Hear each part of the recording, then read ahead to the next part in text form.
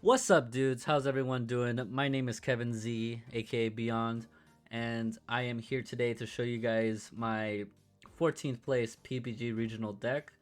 I played Bardock's crew. Thought it was a real fun time. Love the deck. It performs absolutely well. I just kept misplaying a couple times.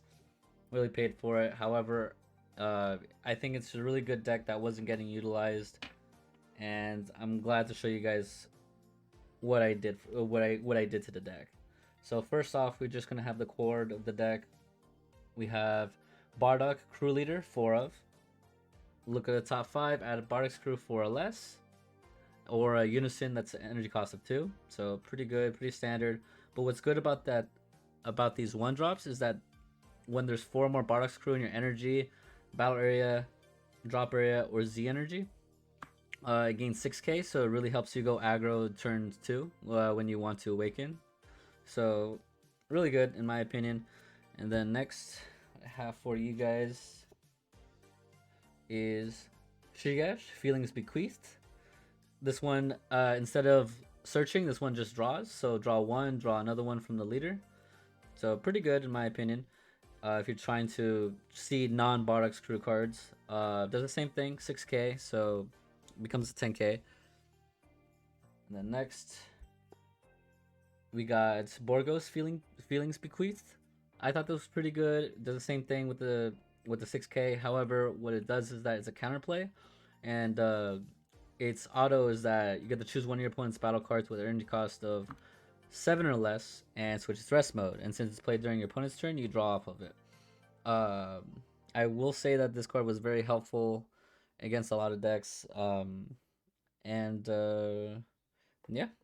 that's basically it. A 3 of, not a 4 of. I thought 4 was a little too cloggy since it didn't draw or anything initially. And then next I ran 3 Fashas.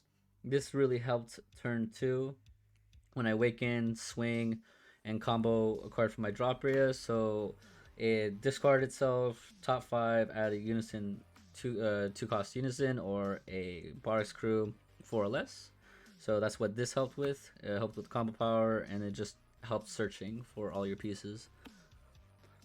Okay, next I got one Tora, Feelings Bequeathed. Reason why for the 1 of is because it was supposed to be 2, but I had to mess around with some ratios, so you're gonna see a lot of 1-ups here. So it was supposed to be like the Borgos where like counterplay draw. This was supposed to be a negate and draw. I didn't really use the auto most of the time. Auto I just thought was kind of too situational unless I had a lot of cards on board that they couldn't get rid of. Next one, Bardock, Father and Son. I thought this card was amazing. I wish I was able to play it at 2, but unfortunately I only had 1. Switch a card to rest mode. Usually I do it on token negates or something like that. And since it's played for free, Bardock's crew, you draw 1. The drawing effect once per turn, but what can you do, right? And we got the Apes. Apes really good. Apes together strong. And 4 of, obviously. 4 of this one, 4 of the other ones I'm going to show you right now. So this one, it gains double strike if you have 3 energy. If you have 4 or more Bardock's crew, basically when the turn you could awaken, you get to play it for 1 energy. When it's played, you get to KO a card your opponent controls in rest mode. And yeah, no, it's just pretty good. I like it. KOs. Your leader also KOs, so I'll show you what the effect is with this one. Borgos is honestly my favorite one of the Apes. It gains dual attack. I think that's just super strong right now. 4 of, and so basically what the Apes do is that when they're switched to rest mode by one of your skills, it switches right back to active. So that's supposed to be on play with it with the leader's activate main. And then two Tora Apes, saying potential. Pretty good. It's a little situational. I have it there mostly for the name, but it's still pretty good. You combo it and then you play it for 1 energy from your drop area. So that's basically what it does. I like it. I think it's great. And yeah, I don't think it's amazing, but I think it's still a pretty good card. I ran one Bardock, gradient Bardock saying potential. This card was at 2. However, I couldn't find my 3 other copies, so I just kept it at 1. And then I finally found it after the tournament, and I'm like, oh great, that's where you were. But yeah, this card was supposed to be at 2. This one plays the other apes from the deck. You could even play this card as early as turn 2 if you really wanted to, but not do the other effect. Because I believe you need 3 energy for that. Yep, you need 3 energy, but for the regular activate main, you do not. So it's pretty good. You draw 1, bottom deck 1. So basically, draw 2, bottom deck 1. So it's not bad. It's supposed to be at 2 though.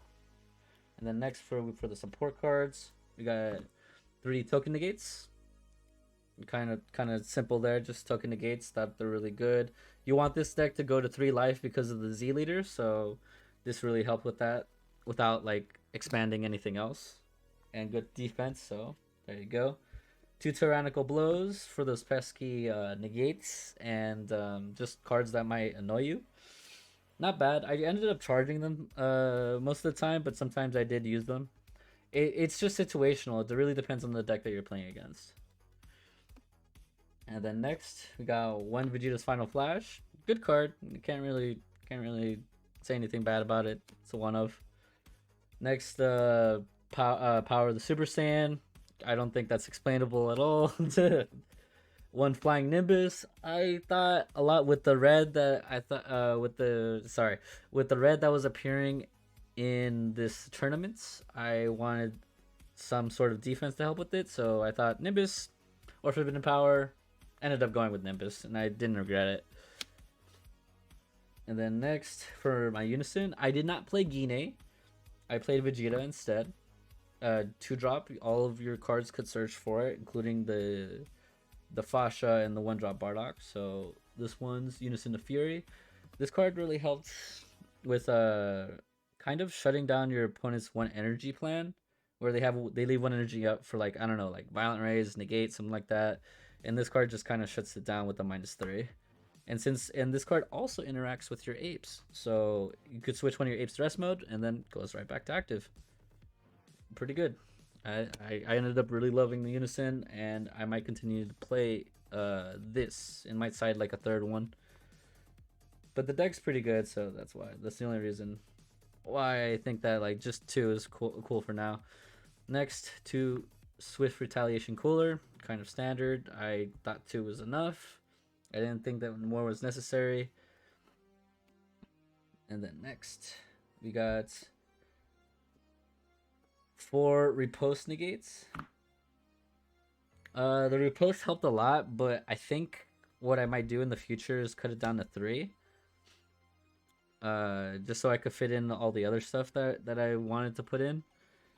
I probably do like the 2nd Torah, as I said, and a couple other cards. This was just a really testing the waters deck, but I was really happy with the results. But I think I might do the Mecha 2-3. 1 Trunks the Cunning. This card, he was supposed to be against the blue Ramp Coup deck. However, didn't face any. But it did come in clutch one time where I couldn't find any Bardock's crew card, and I managed to draw into Fasha, and then it just got into there. That's kind of self-explanatory.